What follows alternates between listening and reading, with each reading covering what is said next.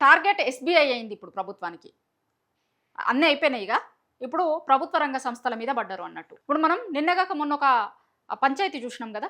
SBI భూములని government వేలమేస్తామంటే అవి మా భూములు మీరెట్లా వేలమేస్తారు అని ఎస్బీఐ వాళ్ళు కోర్టుకు పోయారు. పోతే కోర్టు స్టే ఇచ్చింది. ఆల్రెడీ దాన్ని వేలమేసిర్రు. ఎకరం 200 చిల్లర కోట్లకు అమ్మినాము. హైదరాబాద్లో మొత్తం రియల్ ఎస్టేటు ధూమ్ ధామ్గా ఉంది. మొత్తం 200 కోట్ల విలువ చేసింది ఎకరం అని మొత్తం చెప్పిర్రు. అయితే లాస్ట్‌కి ఏం తేలింది, అది మా భూమి అని ఎస్బీఐ వాళ్ళు కోర్టుకు పోయారు. కోర్టుకు పోతే దాని మీద స్టే ఇచ్చింది. ఇది నిన్న మొన్న రక జరిగింది. అయితే ఇప్పుడు గవర్నమెంట్ ఏమంటుంది అంటే, ఆహా మా మీద కోర్టుకు పోతారా మీరు మా మీద కోర్టుకు పోతారా, ప్రభుత్వాల మీద కోర్టుకు పోతారా అని వాళ్ళ మీద కన్నెర్ర చేస్తుంది. ఒక ప్రభుత్వ రంగ సంస్థ అది. దేశంలోనే అతి పెద్ద బ్యాంక్ ఎస్బీఐ అనేది.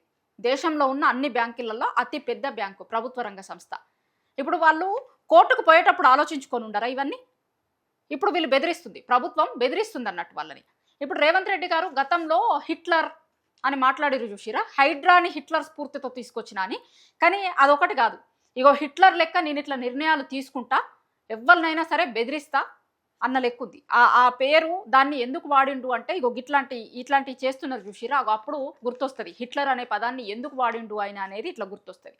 అంటే నాకు అడ్డొస్తే మాకు అడ్డొస్తారా, మాకు అడ్డు చెప్తారా, మా మీద కోర్టుకు పోతారా, ఇక చూసుకోర్రి మీ రివెంజ్ ఎట్లా చేస్తామో మేము అన్న లెక్కుంది.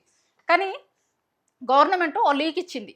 ఇక ఏందట, ఎస్బీఐలో ఉన్న మొత్తం ట్రాన్సాక్షన్స్ ఇప్పుడు గవర్నమెంట్ ఉద్యోగుల జీతాలు ఇచ్చుడు కావచ్చు, మిగతా ట్రాన్సాక్షన్ అంతా ప్రభుత్వ రంగ సంస్థ కాబట్టి ఎస్బీఐ నుంచి నడుస్తాయి. అయితే ప్రభుత్వం ఏమంటుంది ఇప్పుడు అంటే, వీళ్ళ మీద కోర్టుకు పోయిర్రు కాబట్టి ఆ బ్యాంకు ఖాతాలు వాటన్నింటిని కూడా వేరొక బ్యాంకులకి మార్చడానికి కోసమని ఉన్న ప్రాపబుల్స్ చూస్తున్నారట వీళ్ళు. అది చూస్తున్నాము మేము, మొత్తం మార్చేస్తాం, మా మీదనే కోర్టుకు పోతారా అని కొన్ని లీకులు ఇచ్చింది.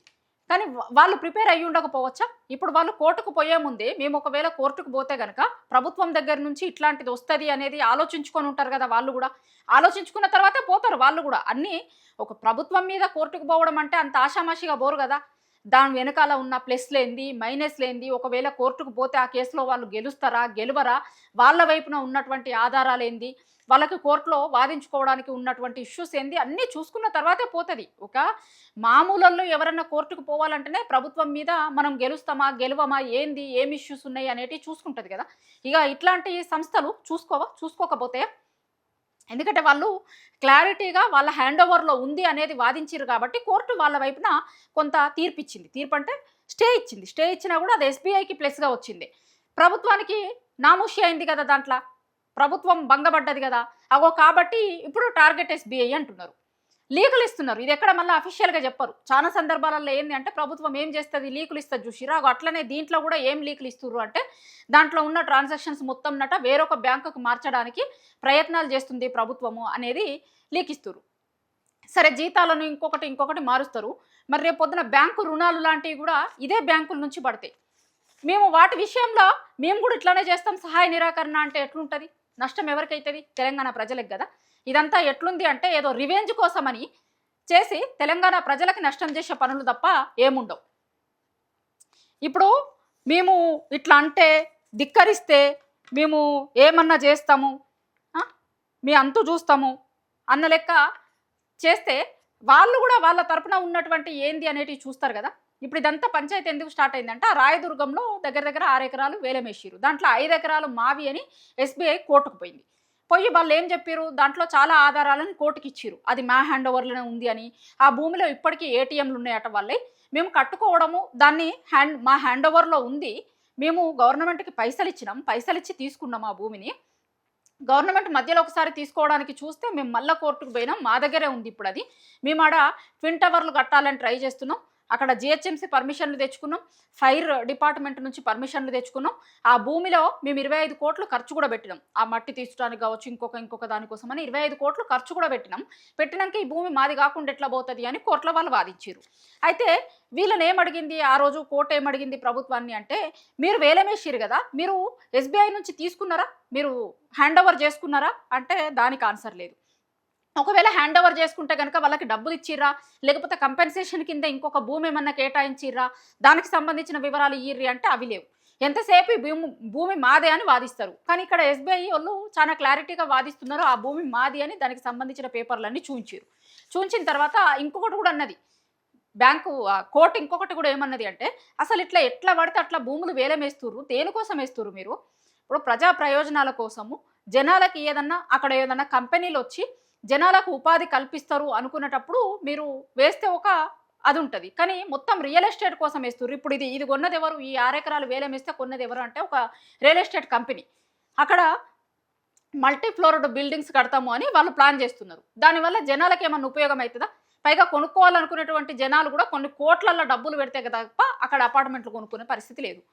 ఇప్పుడు మీరు ఆ భూములని దేనికోసం ఉపయోగించాలి? ఏదన్నా ఉపాధి కల్పన కోసం కంపెనీలు వస్తాయంటే ఉపయోగించాలి, కానీ ప్రైవేటు రియల్ ఎస్టేట్ కోసం అని, రియల్ ఎస్టేట్ దందా కోసం అని వాడతాము అంటే ఎట్లుంటుంది అని మళ్ళీ ఉల్టా గవర్నమెంట్ని కోర్టు అనేసరికి ఏంది అంటే వాళ్ళకి మొత్తం కోట్ల ముందు పరువు పోయినట్టు అయింది కదా ప్రభుత్వానికి. కాబట్టి ఇప్పుడు ఏం చేయాలి? ఆ పరువు పోయినట్టు అయింది కాబట్టి మేము ఎస్బీఐని బెదిరియాలి, లేకపోతే టార్గెట్ చేయాలి, ఎస్బీఐని లీకులు ఇవ్వాలి. మీ దగ్గర ఉన్న ట్రాన్సాక్షన్లు మొత్తం మేము తీసుకొని పోతాము, వేరే దగ్గర ఇస్తాము అని అంటే వాళ్ళు భయపడేటోళ్ళు ఏం కాదు. భయపడేటోళ్ళు అయితే అసలు ఫస్ట్ కోర్టుకే బొక్కపోయేటోళ్ళు. అది చాలా పెద్ద సంస్థ, అంత ఆషామాషిగా భయపడేటోళ్ళు కాదు. ఇప్పుడు ఉడతా బెదిరింపులకి భయపడేటోళ్ళు అయితే అసలు వాళ్ళు కోర్టుకే బొక్కపోయేటోళ్ళు. కానీ భయపట్టించేటువంటి ప్రయత్నం అయితే చాలా గట్టిగా నడుస్తుంది. మరి ఎస్బీఐ ఎట్లా రెస్పాండ్ అవుతుంది, ఏం చేస్తుంది అనేది చూడాలి. వాళ్ళు కూడా ఇట్లనే ఇప్పుడు ప్రభుత్వం చెప్పిన లెక్కనే వాళ్ళు కూడా సహాయ నిరాకరణ చేస్తాము అంటే నష్టం తెలంగాణలో ఉన్న చాలా మందికి అవుతుంది. ఇప్పుడు రైతులకి లోన్లు అక్కడి నుంచే రావాలి. ఇప్పుడు రైతు భరోసా ఇట్లాంటివి చేస్తారు చూసిర్రా, అవన్నీ కూడా ఆ ప్రభుత్వ రంగ బ్యాంకుల నుంచే పోతాయి. మరి మేము వాటి విషయంలో సహాయ నిరాకరణ చేస్తాము అంటే ఏం చేస్తారు? మొత్తము ఏదో తెలివున్న పనులు అయితే కాదు ఇవి. ప్రభుత్వం ఏంది అంటే ఒక తప్పును కప్పిపుచ్చుకోవడం కోసమని ఒక తప్పుని మేము అరే జనం దగ్గర బదనామైనాం కదా, లేకపోతే జనాలు అరే ప్రభుత్వానికి గీ మాత్రం తెలియదు, అసలు భూమి ఎవరి దగ్గర ఉందో అనే సోయి లేకుండా మీరు వేలమేసిర్రా అని జనాల దగ్గర నుంచి కూడా ఒక రెస్పాన్స్ వచ్చేసరికి ఏంది అంటే దాన్ని ఏదో కప్పిపుచ్చుకోవడానికో లేకపోతే ఇంకొక దానికోసమనో ఎస్బీఐని బెదిరిస్తాము, ఇంకొక బెదిరింపు ధోరణికి దిగుతాము అని అంటే ఇది కరెక్ట్ కాదు. ప్రభుత్వాలకి ఇప్పుడు ఏదైనా తప్పు జరిగితే అరే పలానా దగ్గర తప్పు జరిగిందా, సరే మనం రెక్టిఫై చేసుకుందాం ఆ తప్పుని, లేకపోతే ఇంకొకటి ఏదైనా చూద్దాం, లేకపోతే అదే ఎస్బీఐలతో దీనికి తగ్గట్టు భూమికి భూమి ఇస్తాం వేరే దగ్గర అని అట్లా సమస్యకి పరిష్కారం ఏంది అనేది చూడాలి. కానీ ఆ సమస్యను ఇంకా కొంచెం పుండు మీద కారం జల్లి ఇంకా కొంచెం సమస్యను ఎక్కువ చేసుకుంటాము అన్న లెక్క ఉంది. ఇప్పుడు ప్రభుత్వం చూస్తుంది అట్లనే ఉంది. ఇంకా పుండు మీద కారం జల్లి ఎస్బీఐ వాళ్ళు ఆల్రెడీ కోర్టుకు పోయి మాది అది అనేమో వాళ్ళు వాదిస్తూ ఉంటే ఇంకా కొంచెం సల్లి ఇంకా దాన్ని పెద్దగా చేస్తున్నట్టుంది తప్ప దీన్ని పరిష్కారం దిశగా పోతున్నట్టుగా లేదు. ఎందుకంటే గవర్నమెంట్కి రావాల్సిన కొన్ని కోట్ల రూపాయలు ఆగినాయి కదా, ఆ బాధ, ఆ కోపం. ఇప్పుడు అది వేలం వేసి అట్లనే ఉండి ఆ పైసలు వస్తే కనుక గవర్నమెంట్కి దగ్గర 1500 కోట్లు వస్తుండేనట. ఆ 1500 కోట్లు రాకుండా పోయినాయి కదా, ఆ కోపం ఎస్బీఐ వాళ్ళ మీద ఆ రూపంలో తీయాలని చూస్తుంది, టార్గెట్ చేస్తుంది వాళ్ళ మీద అనేది చాలా స్పష్టంగా ఇన్సిడెంట్స్ మొత్తం చూస్తున్నప్పుడు అర్థమవుతుంది. మరి ప్రభుత్వం ఒక లీకులు ఇస్తుంది, నిజంగా లీకులు ఇచ్చిన లెక్క పోతుందా వాళ్ళ మీద? పోతే ఎస్బీఐ కూడా ఏం చేయబోతుంది అనేది ఇప్పుడు ఇంట్రెస్ట్గా ఉంది.